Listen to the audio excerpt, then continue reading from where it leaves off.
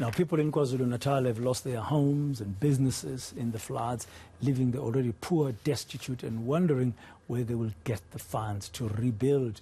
The South African Special Risks Insurance Association, Sasria, has reportedly lamented the exclusion of certain groups of society from access to insurance. The state-owned short-term insurer previously assisted businesses affected by the July unrest of last year. Let's speak now to Sasria Stakeholder Relations Manager, Muzi Dladla. Mr. Dladla, good afternoon. Thank you very much for your time and for your patience. I guess it is sad and tragic somehow that many of the affected families in KwaZulu Natal will not benefit from any kind of insurance at all. Yeah. Well, I wouldn't necessarily categorize it as they will be excluded from insurance, but I think those who do have insurance, their insurance policies should respond. But there's a very big or significant part of the population that lives below the breadline, in particularly, that we are referring to, that cannot necessarily afford to buy insurance. And as a result of that, then it means that they are left destitute. And in such a disaster, then obviously it's a majority of them. I mean, the Socioeconomic Rights Institute, it estimates that there are about 1.3 million households, which translates to about 5 million people that are living in those conditions, that if they are affected, really, there's nothing that anybody can do for them necessarily, other than obviously the state in response to disasters.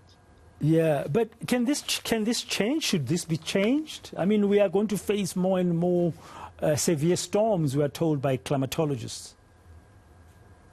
Yeah, that is true. And in fact, if you look at the most successful industries, from research and studies, the implementation of a social safety net type of a structure is quite critical and it's quite important because the three things really that are quite important. The first one is that there needs to be a determination up front of what contingent liabilities could arise from these disasters. Now, we know that South Africa in particular is a semi-arid country.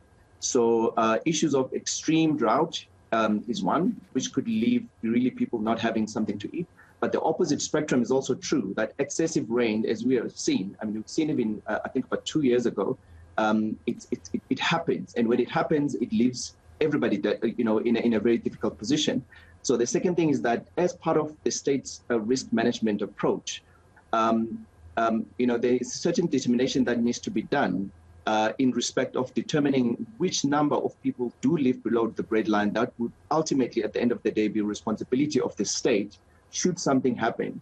And what then becomes a difficult problem is that there's only one state and there are so many people. So in the reserve funds that they are keeping, first of all, there are two problems. The first one is that there's ex post financing that is associated with delays. They cannot get to everybody on time. And by the time they get to some people, some of them would have resorted to crime, to looting, to all sorts of things that become a problem. And then the other issue is obviously the issue of misappropriation of funds, as well as lack of resources just generally from the state in order to be able to relieve. And that is why, obviously, entities like ourselves, together with the private sector, I think the private sector has got a big role to play in this. So something like that could be put together that would mobilize those funds, first of all, and get the state to be in a position where it responds much quicker, particularly to those who don't have access to insurance. And by access, I mean who cannot afford, even if they wanted to have such insurance. Yeah, and Sasria can't help in this kind of natural disaster at all compared to the July riots where you were helping. Yeah, unfortunately not, because we were created particularly to look after man-made risks, and those risks are the ones that we've defined, like public unrest, like what happened in July last year, as well as riots and strikes, any type of riots that result into a particular type of damage. So that's what we were created to do. But I think because we are state-owned and we were created to look after specific types of risks that would be a burden to the state, ultimately, at the end of the day, we obviously are in discussions with, first of all, the state and obviously the private sector, as well as the regulators as well, to see what else can be done in respect of stretching and expanding our mandate. But at this point, there's nothing at this point we can do because we really lived our existence last year when we proved that the existence of Sasria is actually quite important. That's why we're able to relieve the July unrest. Yeah, so anybody currently in KwaZulu Natal, as you said earlier, who has no access to or has no insurance policy of any sorts or cannot even afford it will not be covered anyway by Sasria. But somebody like, for example, I think in Umlazi, the Minister of Police said there were 2 retailers which were attacked, to be looted. One was saved, the other one was half looted. If that business, for example, is covered by insurance, Sasria can step in and help that Umlazi retailer. Well, it gets a bit technical when it comes to that. You see, Sasria is an entity that looks after public unrest. So looting, normally, it's not really a peril, but it's a subsequent event, something that happens after a particular insured peril has taken place. Like you saw what happened last year, there was a public unrest, there was this that really resulted in looting and all of that.